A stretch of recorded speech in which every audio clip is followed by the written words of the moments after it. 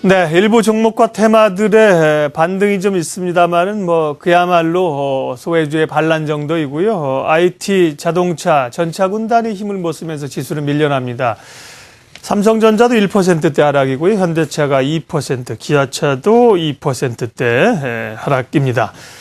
예, 양태현 대표의 이슈 집중 분석, 앞서 그 엔터주 얘기 좀 더 해주신다고 했는데 오늘은 강하게 반등이 옵니다만 최근에 상당히 그 매물들을 공세를 많이 받았죠. 많이 내려와 있고요. 어떻게 봐야 됩니까? 지금 프로그램 시작했을 때 2% 정도 상승을 했었던 부분이 종목들이 4%까지 강세를 좀 보이고 있습니다. 네. 역시나 낙폭과대주들의 순환은 돈다라는 관점에서 보시면 되는 것 같고요. 지금 충분히 이 엔터주들 같은 경우에는 YG엔터나 SM이나 거의 30%가량을 하락을 했습니다. 그 하락했던 이유가 1분기 실적이 안 좋을 것이다. 시장에서 알려진 제로죠. 왜? 일본에 대한 매출이 강하기 때문에 거의 해외 매출 비중에서 일본이 차지하는 부분이 80% 이상 가기 때문에 엔화 약세에 관련돼 가지고 좀 그런 부분이 있을 것이다라는 우려가 있었는데요. 그 우려에 대해서는 이미 다 반영을 한 것으로 저는 보고 있습니다. 그렇다 그래서 이 엔터주들이 괜찮습니다. 올해의 그 우려감을 털어내고 나서 쭉쭉 실적이 뻗어갈 겁니다라는 관점이 아니고요. 제가 이 매일 데일리로 출연을 하고 말씀을 드리는 부분이기 때문에 매매적인 트레이딩적인 관점에서 설명을 드리는 부분이거든요. 우리 시청자 여러분들 OCI 관련돼 갖고 제가 지난번에 한번 설명을 드린 적이 있었죠. OCI 관련돼 가지고 그 차트를 보면서 잠시만 제가 설명드리고 같이 한번 보도록 하겠습니다. 자, OCI를 제가 어느 날 이 자리에서 이 시간대 설명을 드렸냐면 얘기하다가 갑자기 OCI로 가신다. 좀 이따 봅시다.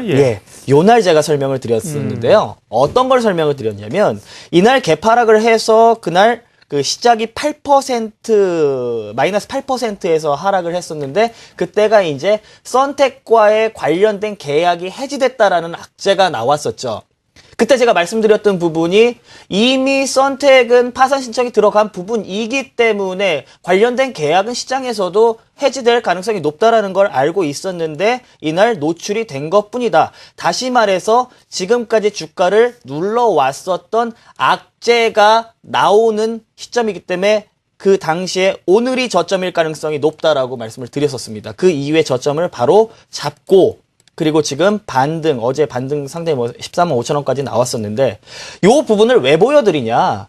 주식시장의 매매에 대한 논리가 있습니다. 그러니까 우리 시청자 여러분들이 신문을 봐갖고 사상 최대 실적이다라고 하게 돼가지고 그럼 이 종목 사야 되는 거 아니야? 그러고 사게 되면 여지없이 소위 말해서 증권 편한 영어로 물린다 그러죠. 네. 손실을 바로 보게 됐는데 그게 바로 뭐냐면은 호재가 이미 주가에 다 반영이 돼가지고 호재가 노출이 되는 순간은 단기 고점이 나오는 거지 더 이상 추가적으로 먹을 폭이 없다라는 겁니다. 반대로 이 SM이나 OCI 같은 경우의 케이스도 보시게 되지만은 YG엔터나 SM 같은 경우가 실적이 안 좋다라고 얘기가 나오면서 지금까지 3주간 20% 이상 거의 30% 정도 하락을 했었는데 바로 노출되는 날짜가 내일입니다. 안 좋았던 실적이 내일이면 나오게 되는 거거든요. 내일 실적 발표인가요? 예, 맞습니다. 그렇기 때문에 이제 거의 다 치달았다. 다시 말해서 OCI처럼 실적이 안 좋게 예상됐던 부분이 나오게 된다 그러면 악재가 노출되는 과정에서 해소가 되는 부분이고 저점에서 지금 또 타이밍이 반등 타이밍에 맞아가지고 상승을 할 가능성이 높다. 이렇게 보시면 되겠죠. 그래서 저는 이 매매에 대한 관점에서 트레이딩적인 관점에서 말씀드리는 게 단기 낙폭 과대로 인해서 트레이딩 관점에서는 유효하다. 다만 올해 엔화에 대한 부분도 무시할 수 없는 부분이기 때문에 연말까지 실적이 아주 좋아질 거다, 굉장히 턴어라운드를 할 거다, 이런 말씀은 드릴 수가 없겠고요. 매매적인 관점에서는 조금 유효하다 이렇게 말씀드리겠습니다. 그런데 말씀하신 것처럼 이제 바닥을 좀 잡는다는 그 의미가 하락을 멈춘다는 의미가 상승으로의 추세로의 복귀를 의미하진 않잖아요. 네, 맞습니다. 그러니까 그런 걸 보면 엔터주들이 전반적으로 실적이 좀 개선되고 향후 또 한류나 이런 게 좀 바람이 불어야 되는데 지금 모멘텀이 조금 약한 상태죠? 약합니다. 실질적으로 일본 이외에는 동남아 시장 같은 경우에도 이 한류에 대한 바람이 상당히 많이 중국 시장이라든지 동남아 시장도 상당히 많이 바람이 불었는데요. 역시나 이 선진국이 아니다 보니까는 저작권에 대한 보호가 잘 되지 않는. 예전에 우리나라에서도 그 리어커에서 짝퉁 CD 그쵸? 길보드라 네, 길보드 길보드. 차트가 네. 있었듯이 네. 혹시 길보드 차트 아시나요, 우리 효진 씨? 글쎄요, 네. 좀 오래된 이야기인 것 같은데요. 네, 네. 그런 게 있었습니다. 빌보드 네, 감사합니다, 정보. 네, 빌보드 빌보드 대신에 대신에 길에서 파는 걸 네, 길에서 길보드라고 그냥 해서. CD 나 녹음해가지고 이런 것들 그거를 파는 싸게. 건가요? 그러다 보니까는 이 기획사의 소속사에는 그 매출의 네. 집계가 안 되겠죠.